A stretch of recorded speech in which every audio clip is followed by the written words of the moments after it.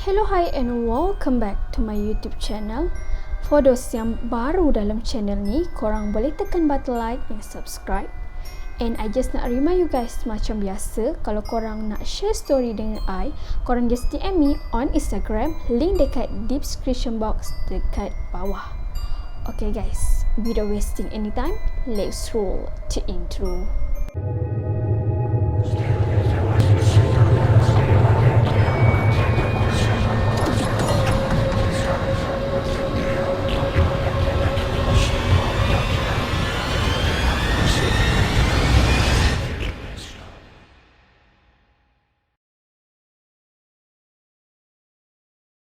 So guys, kalau korang nak tahu kisah untuk kali ni, I nak share dengan korang satu kisah di mana kisah ni berkaitan dengan Jalan Bukit Putus. Kalau korang nak tahu, Jalan Bukit Putus ni sebenarnya terletak dekat Negeri Sembilan, sebabnya jalan ni menghubungkan antara Seremban ke Kuala Pilah. So mostly orang Negeri Sembilan akan familiar dengan jalan ni, sebabnya jalan ni guys, dia ada 32 selekoh tajam dan juga kiri kanan jalan tu hanya ada hutan tebal dan juga gaung je guys. So mostly siapa yang jalan dekat Jalan Bukit Putus ni around daripada maghrib macam tu ke tengah malam, memang diorang ni akan diganggu guys. So, macam-macam cerita dah kita dengar pasal Jalan Bukit Putus ni. Familiar sangat dengan gangguan makhluk-makhluk ni. So, I nak share dengan korang 3 kisah yang sangat famous, yang orang banyak sangat bercerita tentang gangguan yang ada dekat Jalan Bukit Putus ni. So guys, kita proceed dengan kisah yang pertama. So guys, kisah yang pertama ni diceritakan oleh Anis berdasarkan kepada pengalaman ayah dia semasa ayah dia menggunakan Jalan Bukit Putus. So, nak dijadikan cerita, ayah Anis ni dia bekerja sebagai seorang pengawal keselamatan dan juga ayah dia ni seorang yang sangat-sangat rajin bekerja. Nak dijadikan cerita, ada satu hari ni ayah Anis ni dia bekerja shift pagi. Dan ayah dia akan balik ke rumah daripada tempat kerja tu around pukul 7 malam. Tapi disebabkan ayah dia bekerja lebih masa tempoh, so ayah dia akan balik ke rumah daripada tempat kerja pukul 10 malam tau. Kalau korang nak tahu, perjalanan ayah Anis ni untuk ke tempat kerja dia ataupun untuk dia balik ke rumah balik around 50 km. Dan ayah dia hanya menggunakan motosikal je guys. So, ambil masa dalam 1 jam suku ke 1 jam setengah jugalah untuk ayah dia sampai kat rumah. Sebabnya, ayah dia memang akan gunakan laluan Jalan Bukit Putus ni untuk ulang alik pergi ke tempat kerja. Nak dijadikan cerita, pada hari tu, ayah dia pun bertolak balik lah daripada tempat kerja around pukul 10 malam tu untuk balik ke rumah. And ayah dia kan guna Jalan Bukit Putus tu kan guys. So, waktu ayah dia lalu je jalan tu, ayah dia tak rasa apa-apa pun. Tapi ada sampai dekat bukit, tiba-tiba ayah dia ternampak ada sekumpulan orang dalam 12 orang macam tu tengah mengusung keranda jenazah. Ada perempuan dan ada juga lelaki. Tapi ayah dia kata memang waktu dia orang usung keranda tu guys, tak berbunyi menangis ke macam bunyi orang bercakap ke, memang tak ada, memang senyap, memang tak ada bunyi apa-apa langsung lah. And kalau perempuan, ayah dia kata memang dia orang ni pakai selendang, dan juga kalau lelaki ni dia orang akan pakai ketayap.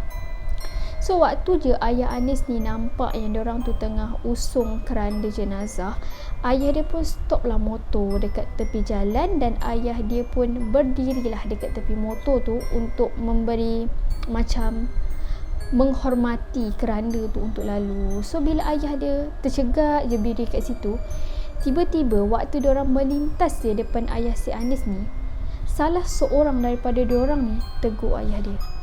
Dia cakap macam ni, "Osman, jomlah kita ikut sekali kuburkan jenazah ni dekat perkuburan." Tapi guys, ayah Anis kata dengan cara yang elok lah. Ayah dia cakap, "Tak apalah, saya lagipun saya nak balik rumah ni. Esok saya ada kerja lagi, kiranya esok saya kena kerja lah shift pagi kan." So waktu tu orang tu just macam senyum je dekat ayah dia dan teruskan membawa keranda jenazah tu tau. Tapi guys, ayah dia cakap waktu diorang bawa keranda tu, cuma seorang tu je yang tegur ayah dia. Yang lain tu semua senyap, macam seolah-olah diorang ni bisu tau. Tapi ayah dia macam fikir maybe diorang rasa sedih sampai tak mampu nak cakap. Macam tu lah, ayah dia just fikir positif je lah. So bila diorang dah lalu je dekat depan ayah si Anis dan dah melintas, so ayah si Anis ni pun bergeraklah balik daripada tempat tu untuk pergi ke rumah dia. Waktu je ayah dia sampai dekat rumah, ayah dia terus mandi, solat dan terus tidur lah, sebab esok tu ayah dia nak shift pagi. So bila keesokan harinya tu, tiba-tiba ayah dia pun terlintas dekat fikiran, mana ada orang dekat Jalan Bukit Putus tu, sedangkan satu rumah pun guys memang tak ada langsung dekat area Jalan Bukit Putus tu. So bila ayah dia bertolak je daripada rumah ke tempat kerja, bila ayah dia guna jalan tu waktu siang, ayah dia kata memang tak nampak satu tapak perkuburan pun ataupun satu rumah yang ada dekat kawasan tu. Cuma ayah dia nampak waktu siang tu cuma hutan yang tebal dan juga gaung. So barulah ayah dia terlintas dekat fikiran yang sebenarnya yang tegur ayah dia tu bukan manusia. So tak tahulah kira entiti apa yang tegur ayah dia tu, maybe bunian, sebab ayah dia kata diorang berpakaian serba putih kan. Kan selalu orang cakap kalau bunian ni memang akan pakaian dia putih, bersih apa semua kan.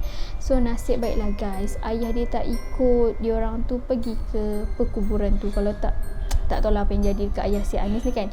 Dan ayah dia, ada satu lagi, ayah dia rasa pelik sangat dengan orang tu, sebab ni orang tu tahu nama dia Osman, sedangkan dia tak bagi tahu pun siapa nama dia. Tu adalah salah satu tanda tanya yang bermain dekat fikiran ayah Anis tu sehinggalah ke hari ini guys. Okay, kita move on pula kepada kisah yang kedua. Kisah yang kedua ni berkaitan dengan dua orang adik-beradik yang menggunakan Jalan Bukit Putus ni untuk balik ke kampung diorang, untuk ambil mak ayah diorang ke kampung, untuk balik pula ke kampung nenek diorang ni dekat Pahang. So disebabkan rumah mak ayah diorang ni dekat Kuala Pilah, so diorang akan laluan Jalan Bukit Putus tu lah untuk sampai dengan lebih cepat. Okay. Waktu tu Syakir dengan abang dia, diorang ni menaiki sebuah kereta pada waktu malam je guys. Time tu waktu malam, diorang ni jalan dekat laluan Jalan Bukit Putus ni. So nak dijadikan cerita, waktu diorang lalu je melintas dekat selekoh yang pertama dengan selekoh yang kedua, tak ada apa-apa gangguan pun yang berlaku. Kiranya normal je perjalanan diorang tu lah. Sampai je dekat selekoh yang ketiga, tiba-tiba radio kereta abang dia rosak. Tiba-tiba macam tak ada siaran. So bila Syakir dengan abang dia ni rasa macam kenapa tiba-tiba radio tu tak ada siaran kan. Korang tahu tak, Syakir ni dia terdengar dekat tepi telinga dia ada seorang perempuan tengah minta tolong dengan jeritan yang sangat-sangat kuat guys. Tentu juga si Syakir ni dia terkejut dan dia tersentak daripada lamunan dia tu, dia gosok-gosok mata dia. And then abang dia pun macam pelik lah, kenapa adik dia tiba macam tu kan, dah lah tiba-tiba tadi radio rosak. So abang dia pun tanyalah dekat Syakir ni, abang dia kata kau kenapa okey tak.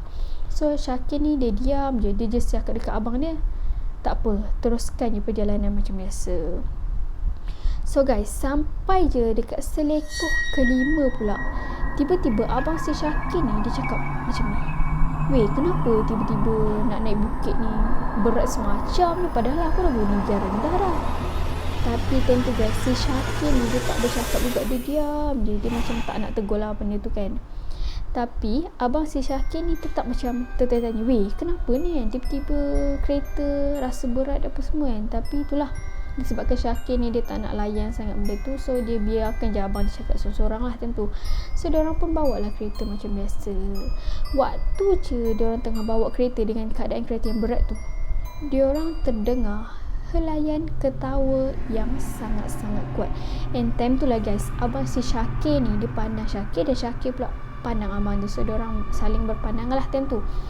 Time tu diorang just terkejut dan macam terdiam macam tu lah. Tapi abang dia still bawa kereta dengan keadaan yang macam boleh kawal lagi. Okay. So bila nak masuk selekoh yang ke-6 tu, helaian ketawa tu dah stop. Tapi korang nak tahu tak, sampai pula selekoh yang ke-8, kereta diorang tu tiba-tiba mati dekat tengah jalan. And time tu jugalah abang si Syakir ni ambil alternatif untuk stopkan kereta dekat tepi jalan dan juga tengok dekat bahagian enjin tu apa yang rosak apa semula.